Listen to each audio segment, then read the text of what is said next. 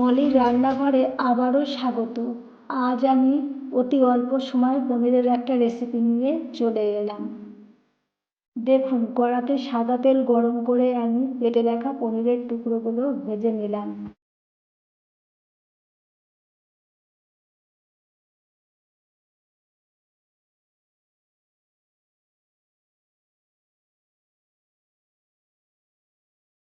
এবার এই পনির ভাজা তেলে কাজু, কিশমিশ, পোস্ত ও টমেটো হাফ ভাজা করে নিলাম।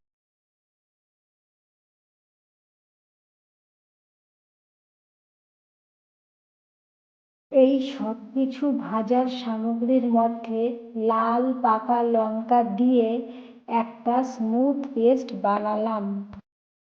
আমার রান্নার প্রায় 70% রান্না এখানেই হয়ে গেল। এবার আমি কড়াতে সামান্য তেল দিয়ে গোটা এলাচ খোসা ছাড়িয়ে ফোড়ন দিলাম আর সেই পেস্টটা দিয়ে একটু কষিয়ে নিলাম।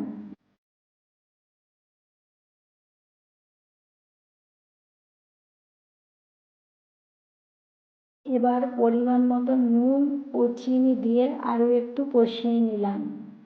মশলা থেকে তেল ছাড়লে গ্রেভির মতো জল দিলাম।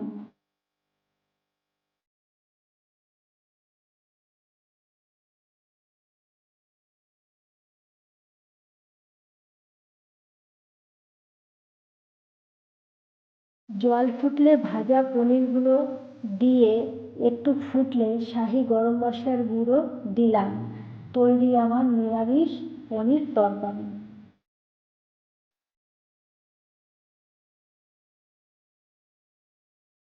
রুটি, পরোটা বা পোলাওয়ের সাথে এই রেসিপি জাস্ট জমে যাবে।